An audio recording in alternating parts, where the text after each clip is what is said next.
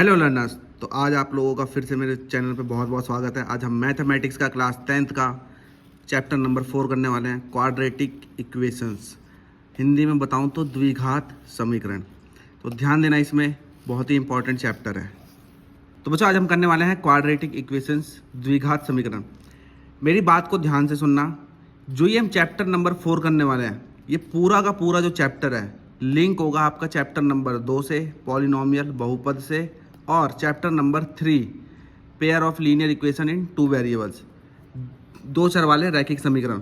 उन दोनों से पूरा का पूरा लिंक है। अगर आपने वो दोनों अगर आपने चैप्टर नहीं पढ़ा है तब फिर आपको ये समझ में नहीं आएगा। तो आपको वो दोनों चैप्टर आपको पढ़ना ज़रूरी है।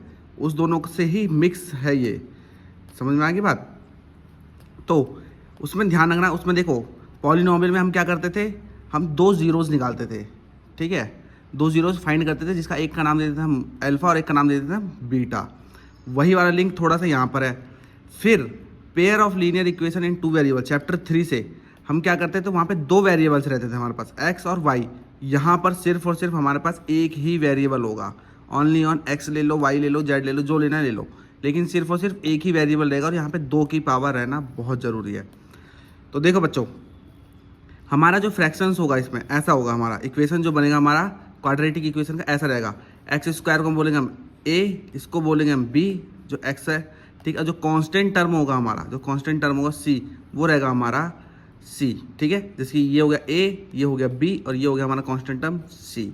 स्क्वायर वाला ए, ठीक है, कोफिशिएंट वाला फिर बी, और ये हो गया कांस्टेंट वाला सी।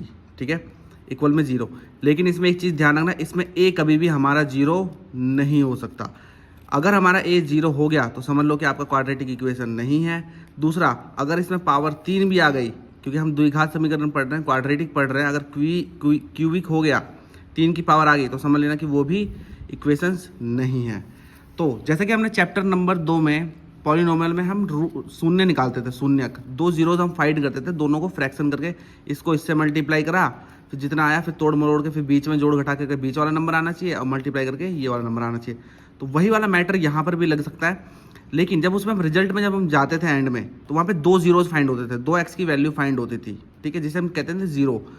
उसी को हम यहाँ पे अब हम नाम देंगे रूट्स। क्या नाम देंगे? रूट्स। उसको पहले हम बोलते थे शून्य, और इसको बोलते हैं हम रूट्स। वहाँ पे होता था हमारे पास अल्फा और बीटा, यहाँ पे सिर्फ और सिर्फ अल्फा ही अल्फा है, बस बीटा बीटा कुछ है ही नहीं।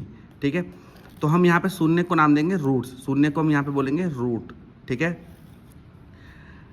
तो अब नेचर ऑफ रूट्स देख लेते हैं। ठीक है, मूल की प्राकृतिक, हम इसको यहाँ पे बोलेंगे मूल, और यहाँ पे क्या है, मूल की प्राकृति। तो ध्यान देना, पहला हम निकालेंगे मूल की प्राकृति निकालने के लिए डिस्क्रिमिनेंट निकालेंगे। ठीक है, डिस्क्रिमिनेशन। ठीक है, मूल की प्राकृतिक। इसको बताऊं तो मैं बोलूँ तो फिर विविक तक कर। ठीक है, ये जो निकलेगा डी निकलेगा, ये हमारा होगा, क्या होगा, मूल निकालेगा, मूल की प्राकृतिक बताएगा। तो डी निकालने का फॉर्मूला है बी स्क्वायर माइनस में 4ac। ठीक है, तो बी क्या होगा हमारा, बी होगा हमारा ये वाला ठीक है, बी का स्क्वायर माइनस में 4, फिर ए होगा हमारा ये, और सी होगा ये। तो बी स्क्वायर माइनस में 4ac। तो ये हमारा रूट्स निकालने का फॉर्मूला है इसमें। ठीक है, नेचर ऑफ रूट्स निकालने का फॉर्मूला। जब हमारा डी आ जाएगा, ठीक है, डी जब आ जाएगा हमारे पास, जब ये बी स्क्वायर माइनस 4ac का जब इसका रिजल्ट आएगा, तो अगर मान लो कि हमारा जो आंसर है अगर वो 0 से बड़ा है, 0 से बड़ा है, डी क्या है, ये डी निकल गया हमारा। डी अगर इसमें 0 है, 0 से बड़ा है, मान लो 1 है, 2 है, 4 है, 5 है, 10 है, तो समझ लेना उसका टू डिस्टिंक्ट रियल रूट्स। ठीक है, तो उसके क्या होंगे, दो विभिन्न वास्तविक मूल होंगे। ठीक है, दो भिन्न वास्तविक मूल होंगे। ठीक है, अगर डी अगर 0 से बड़ा है, अगर हमारा डिस्क्रिमिनेंट अगर जो है हमारा 0 से बड़ा है, तो दो भिन्न मूल होंगे। ठीक है, वास्तविक मूल होंगे। दूसरा ध्यान देना कि अगर उसी जगह पे अगर मान लो कि हमारा आंसर आ जाता है 0, सिर्फ और सिर्फ 0 आ रहा है, तो डी के इक्वल हो जाएगा। क्या हो जाएगा, इक्वल। जैसे बी स्क्वायर माइनस 4ac कराओ, क्या आ गया, 0 आ गया। तो समझ लेना कि हमारे जो रूट्स होंगे, हमारे जो वास्तविक मूल होंगे, वो बराबर होंगे। ठीक है बराबर होंगे। तो देखो डी जो है हमारा अगर 0 के बराबर आ गया, तो समझ लेना कि हमारे बराबर मूल होंगे, वास्तविक बराबर मूल होंगे। ठीक है, फिर एक होता है हमारा तीसरा वाला कि अगर मान लो कि डी जो है हमारा बी स्क्वायर माइनस 4ac करा और हमने सॉल्यूशन निकाला और 0 से छोटा आ गया, मान लो -1 आ गया, तो समझ लेना कि वहाँ पे कोई भी वास्तविक मूल नहीं है उसका, ठीक है, कोई भी वास्तविक रूट्स नहीं है। समझ में आ गई बात? तो ये इसका मतलब ये होता है, ये रूट्स का मतलब डिस्क्रिमिनेशन का मतलब मूल की प्रकृति, मतलब कि जब आप उसका आंसर निकालो, जब आप उसका फैक्टर करोगे तो वो उसका आंसर जो x की जो वैल्यू आती थी हमारे पास, तो 2 आती थी, एक x की कुछ होता था और एक x का कुछ और होता था पॉलिनोमियल में।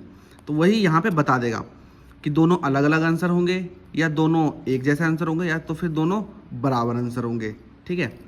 तो इसी तरीके से तो हम वहाँ पे निकालते थे फैक्टर करके 2 आंसर, 2x निकालते थे, ठीक है। तो यहाँ पे हमें निकालना है सिर्फ और सिर्फ एक x, ठीक है। तो उसका ये फॉर्मूला है, x निकालने का formula -b plus minus root में B square minus 4ac upon में 2a। इसकी जगह पे बी स्क्वायर माइनस 4ac में रूट के अंदर में आप ये d की वैल्यू रख सकते हो, ठीक है, कोई दिक्कत नहीं है। तो चलो अब हम शुरू करते हैं एक्सरसाइज चैप्टर 4.1।